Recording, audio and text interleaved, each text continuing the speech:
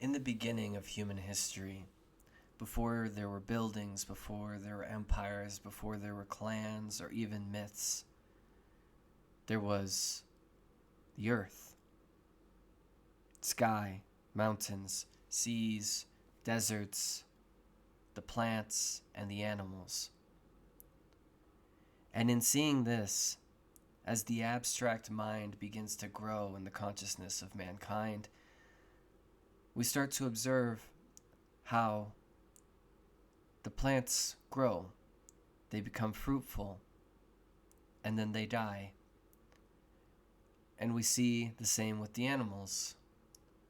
They grow, they become fruitful, and they die. And as the seasons move forward, we see that their same kind reemerge, as they had, as humans had. And this observation of birth, death, and rebirth all happens on the foreground of the Great Mother, of the earth herself. That all life depends on this cohabitating ecosystem that is not abstract, it is obvious, ever present. This force of creation and destruction, of growth and decay. But all the gifts that are given, that provide for all the creatures and all the plants to continue this reoccurrent existence. This oversoul, this overarching presence, is the Mother Divine. And we can see that this trope, this belief, is still deep knit in all religious practices in one way or another. We can first look at words. For instance, matrix, which by our contemporaneous understanding would solicit a kind of simulation, a false reality. This word, matrix, goes back to mater, mama. This is the womb space that is believed to be where both death and life pass through. This matrix. It is of the belief of the ancients that the being born into this world is first coming from the microcosmic mother, which is your mother. But the world that you are born into is the macrocosmic mother. All of earth is the womb that we live within. In considering this, we must reflect on the miraculous nature of trying to wrap one's head around how someone is created. How is that possible? And the mechanics were elusive for quite some time. Even the belief of making love, as we'll say it here, was not necessarily thought to be the cause of procreation.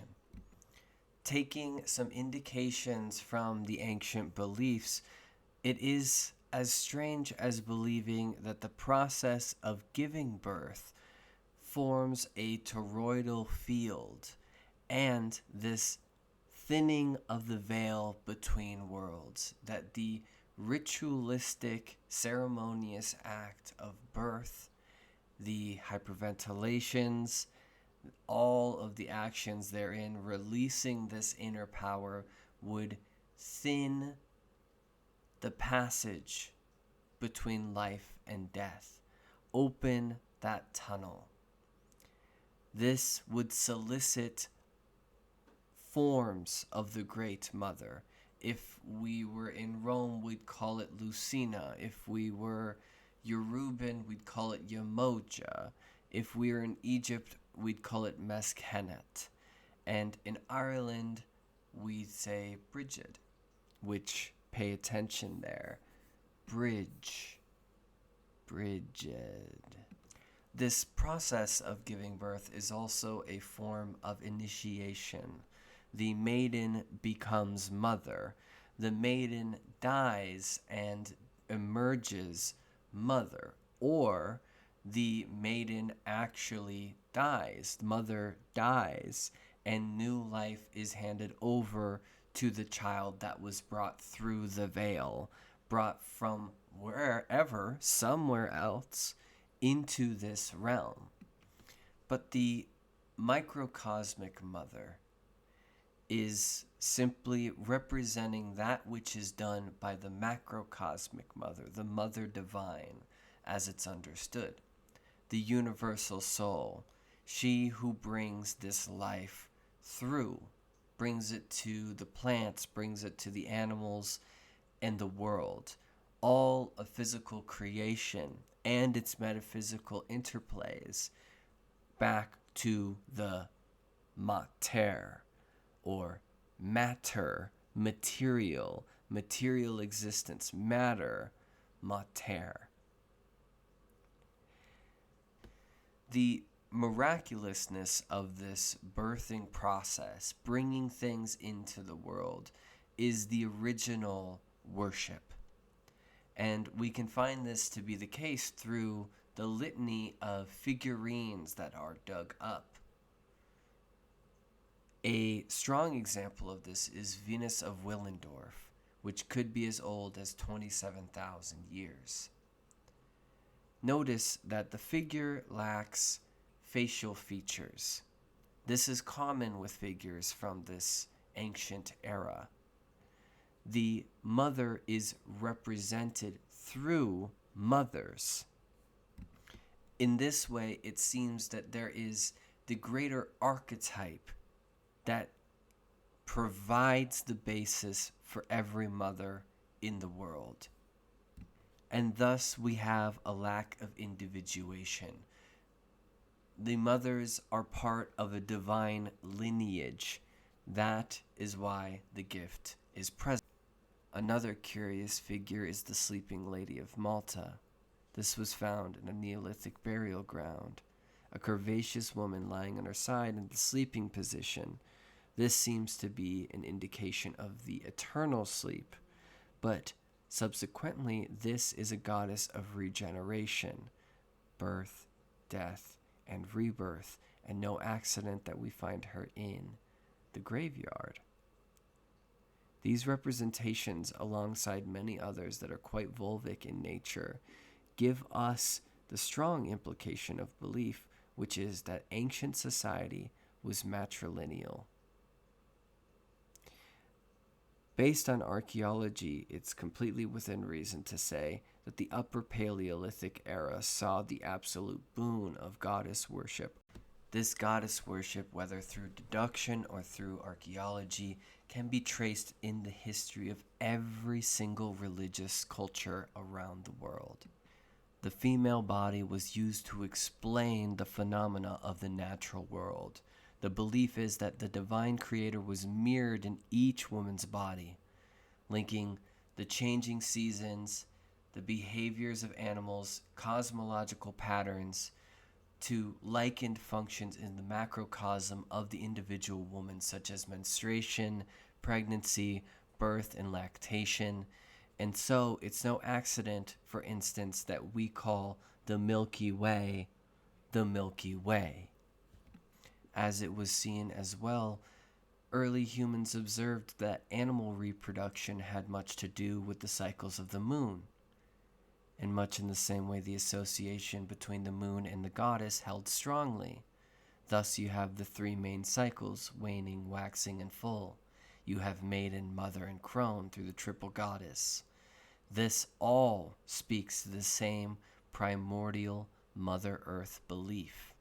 However, it might be a uniquely Western turn to believe that Mother Earth is just simply Mother Earth.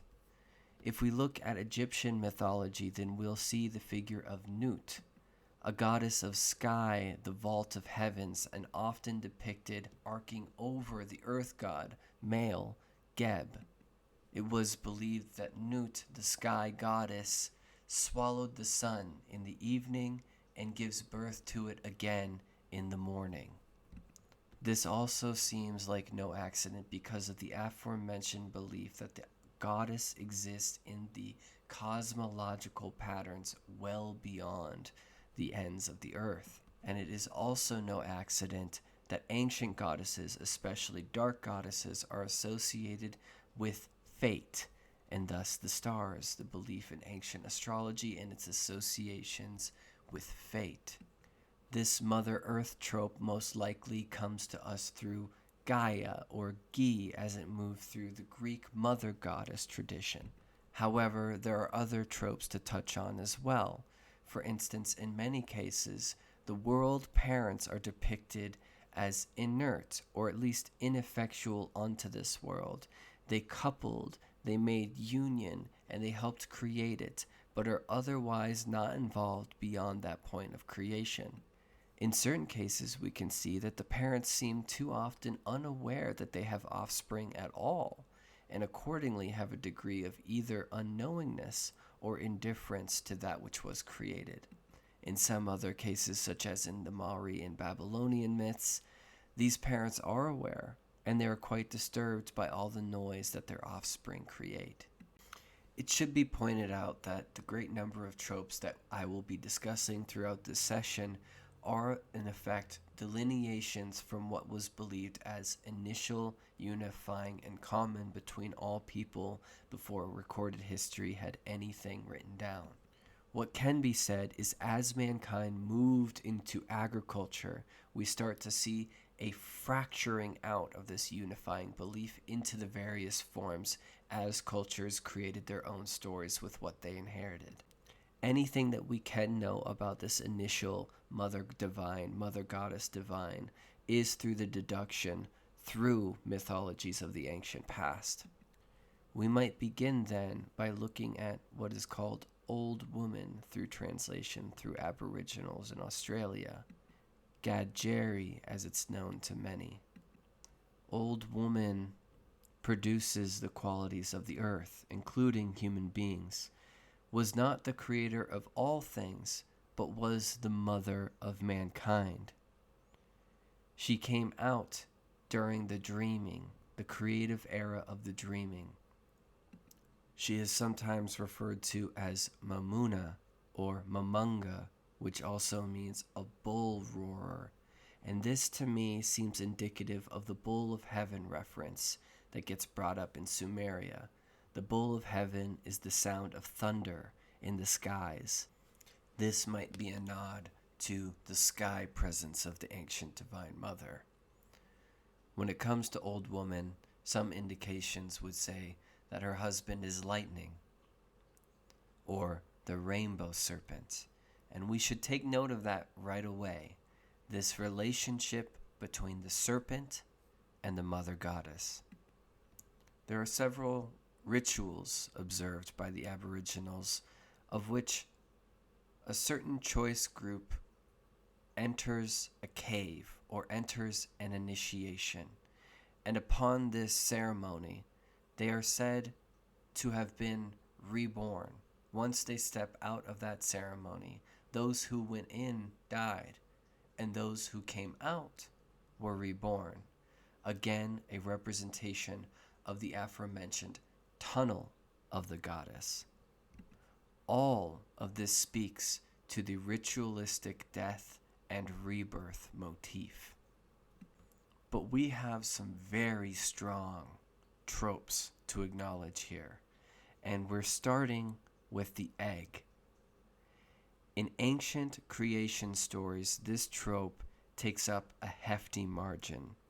In Japan, we have the case of the primordial chaos and the egg of whirling particles. In the Upanishads in the Hindu tradition, we see the case of the golden egg. With the Dogon, as previously discussed in the course, we have the case of a Duno Tal. We also could look over at Bantu mythology and see the case of the earth-sky egg. Such also can be seen in Polynesian, Egyptian, Chinese, Slavic, and Persian myth. One that is of particular interest to us was the Finnish creation story in the Kalevala, where we have the goddess Ilmatar, the goddess of wind, the primordial sea and wind goddess. And a bird comes and lays 6 golden eggs, one of them iron. Each of these eggs falls and is broken open into pieces that become land, sky, stars, and sun. And in this case, we have a line that draws us to the goddess at the beginning, and also the bird, or what might later become the dove, or illustrations of representing the goddess with wings. But the most fascinating story here is with the Pelasgians. These are the pre-Greeks, and this is Eurenome's egg. Euronome was born from chaos. She separated the water from the sky, and she began to dance across the waters. This sensuous dance of creation started to whirl up the wind, and the wind grew and grew.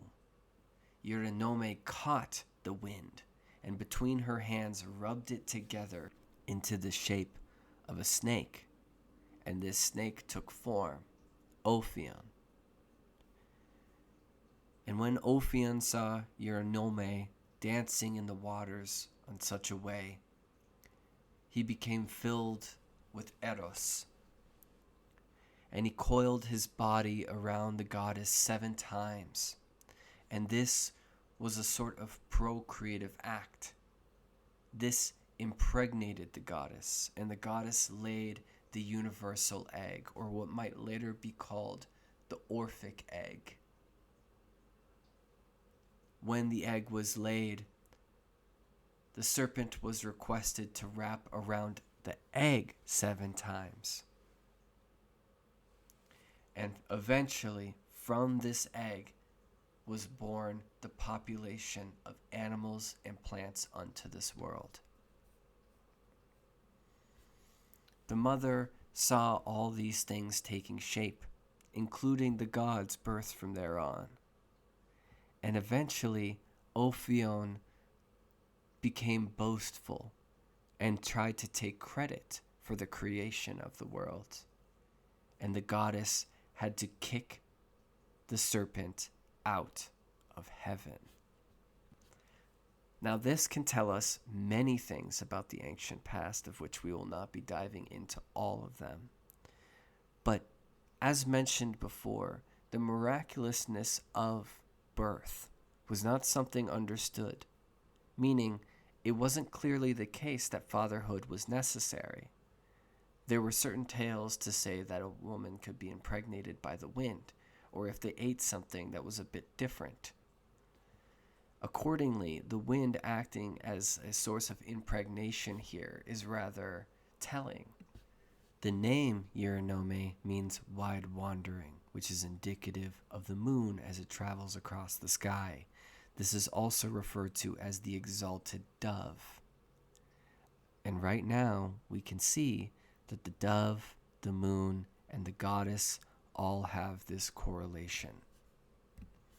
This case of the serpent wrapping around the egg is not only for the Greeks in ancient myth. We can also find this in China.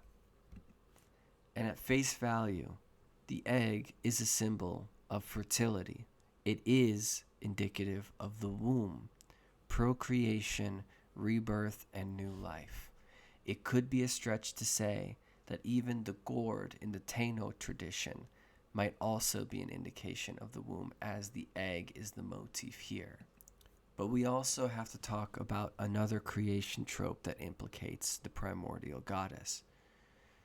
In the Babylonian story of the Enuma Elish, it says, "When on high the heaven had not been named, firm ground below had not been called by name, not but primordial Apsu, their begotter, and Mamu, Tiamat, she who bore them all, their waters commingling as a single body."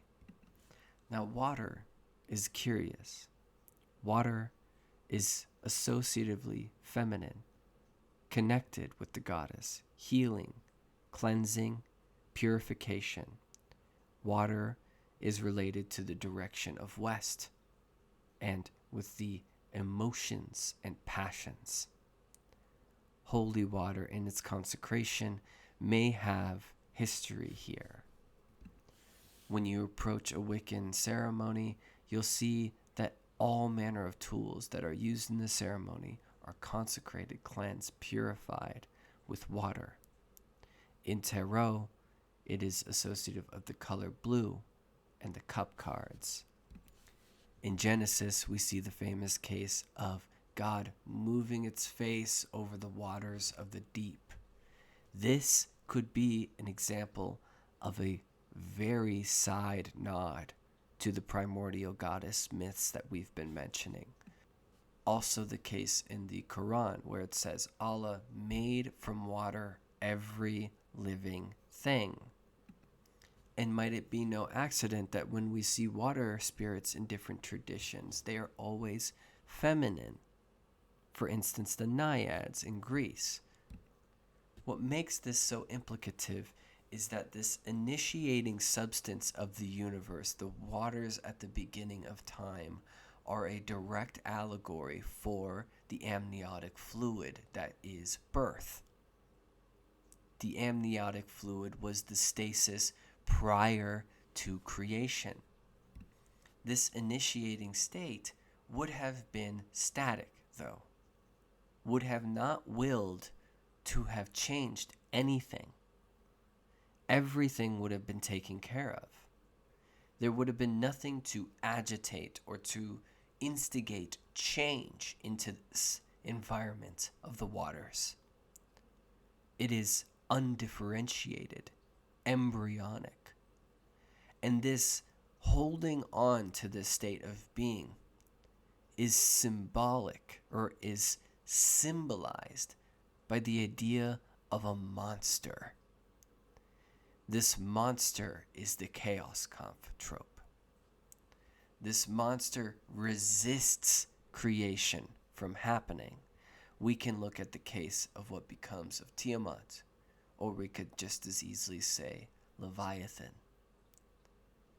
This instigation of differentiation comes from an external party. Something comes up and changes it all. So the monster means that which would restore this initial state. Thus why Gaia becomes a force of contention. Why Leviathan, why Tiamat becomes an aggressor, and why these primordial beings become serpents. The serpent represents eternal reoccurrence. This stasis, this amniotic foreverness, is defended by that occurrence. Apophis wants to swallow Ra in order to restore the initial peaceful state to everything. And by that logic, it seems like no accident when we start to look over at Crete and we look at examples of the snake goddess.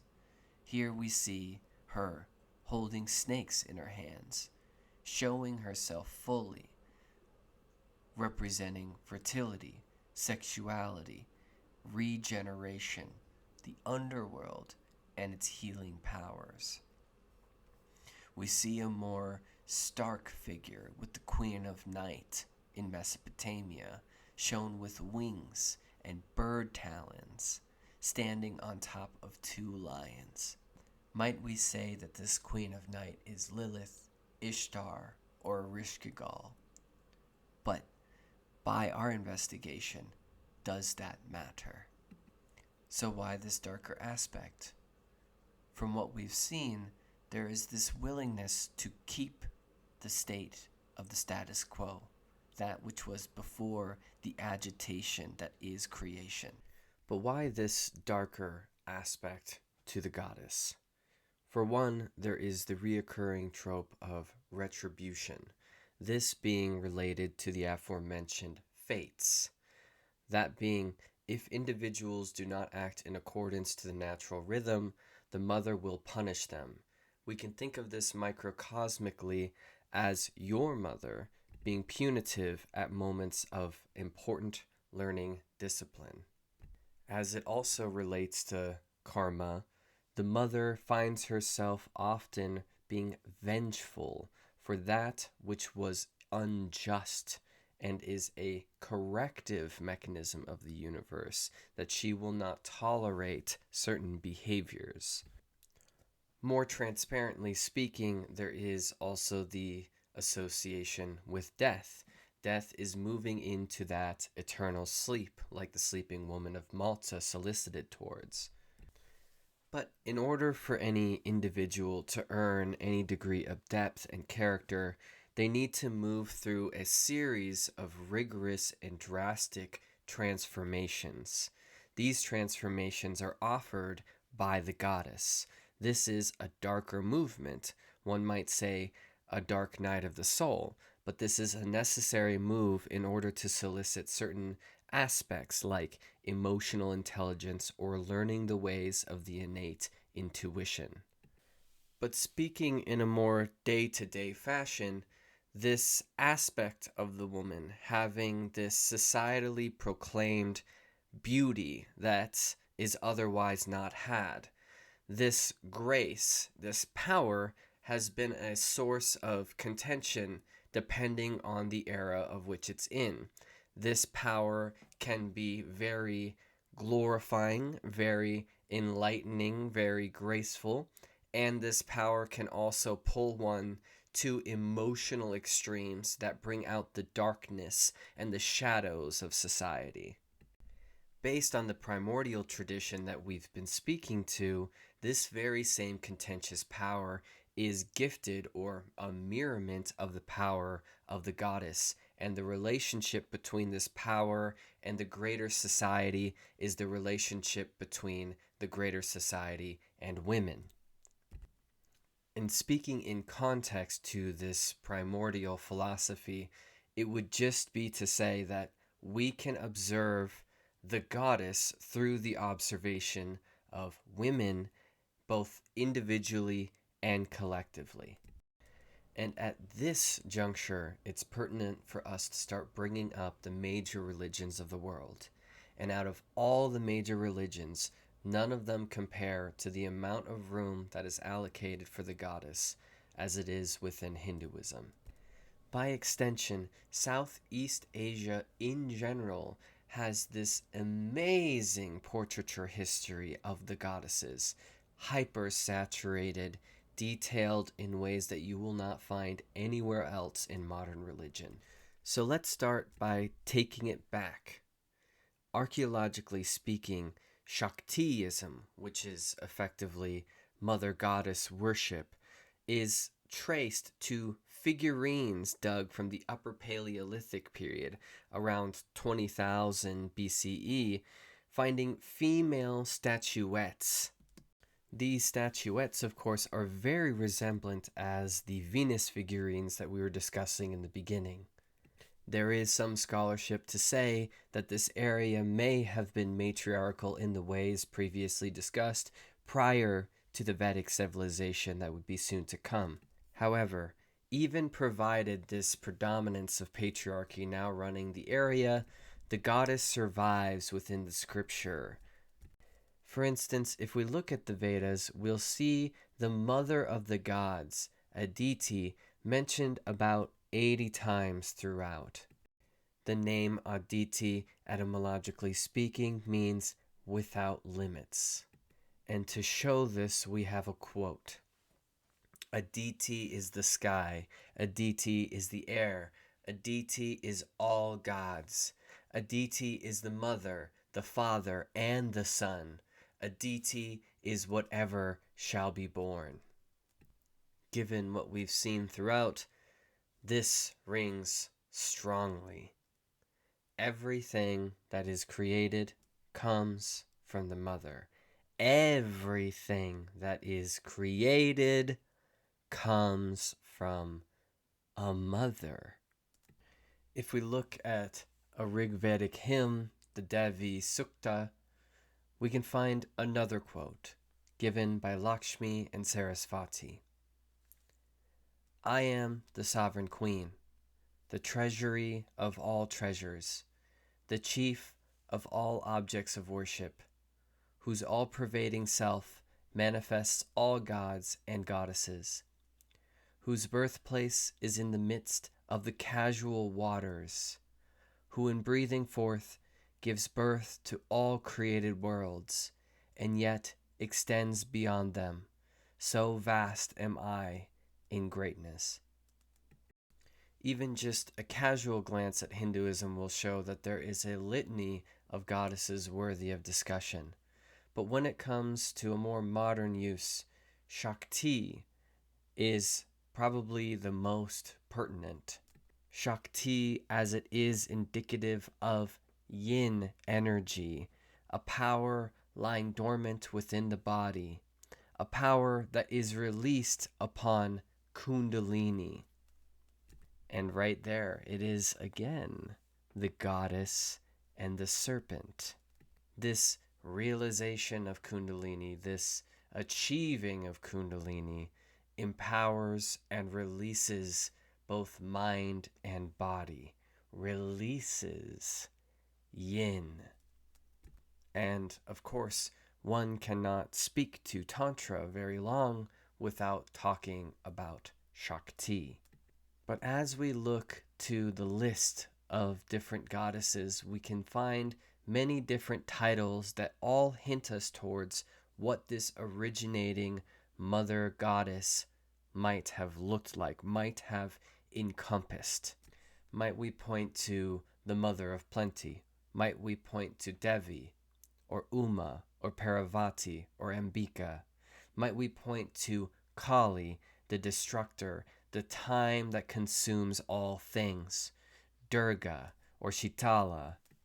Depending on the cult or depending on the tradition, we can have as many as 10 different names.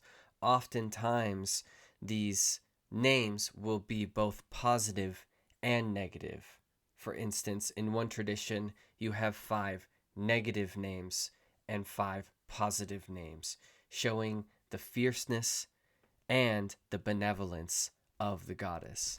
And while we can continue to hypothesize about this originating mother goddess concept, we can at the very least see how it interplays with the Mesopotamian Inanna, or what would later become Ishtar, or what would later become Aphrodite, and how all of this through line speaks all the way to the Virgin Mary in Christianity.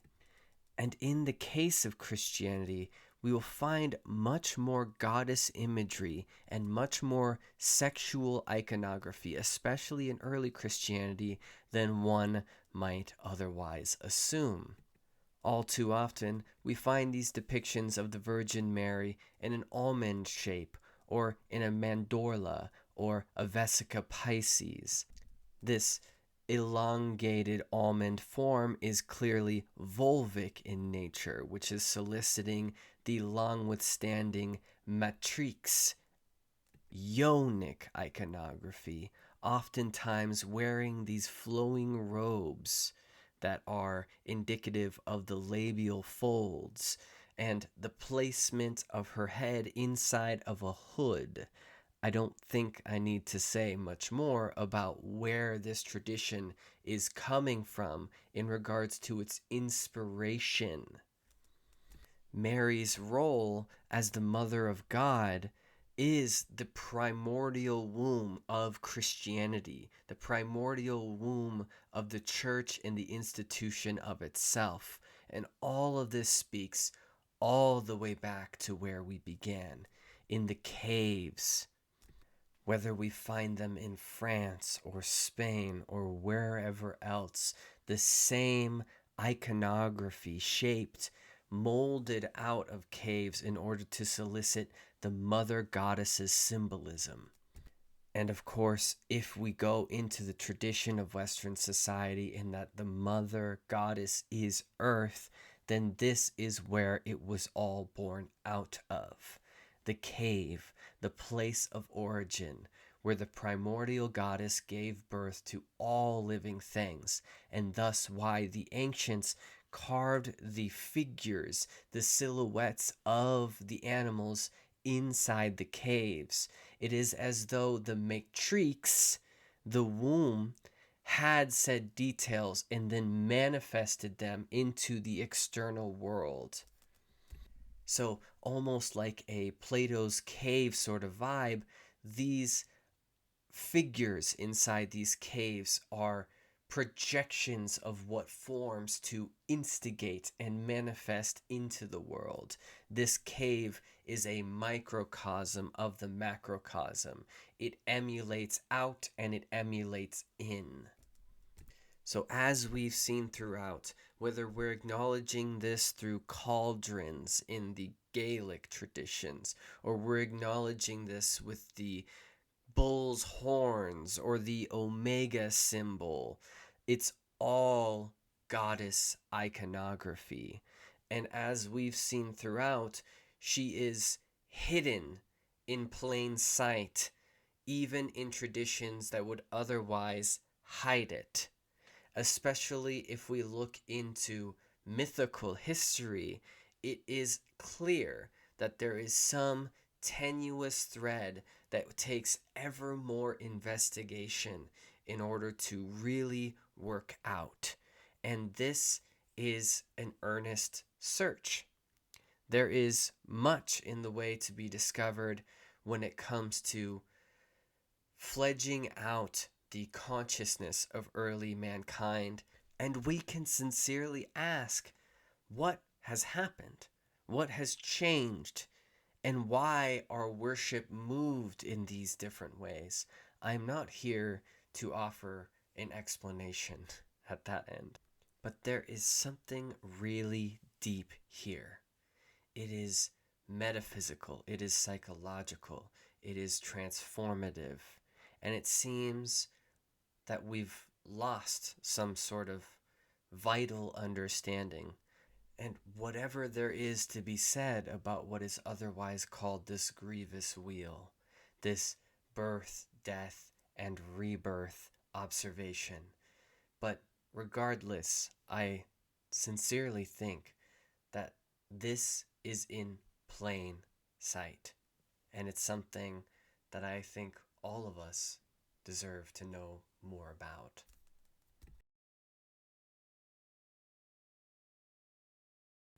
The Spiritual Studies course does not take in any sponsorship or ad monetization through YouTube. The only means to support the course is through a Buy Me Coffee page listed below and on the page in front of you. You can use this to help buy a book for me so that I can have some funding behind the research I do and the quality of instruction that I provide freely on this medium. You can otherwise consider a membership or a one-time donation through that page in order of how much you can, with grace, support the course. I sincerely enjoyed doing this, and this particular subject was of withstanding fascination for me. Thank you for listening this long.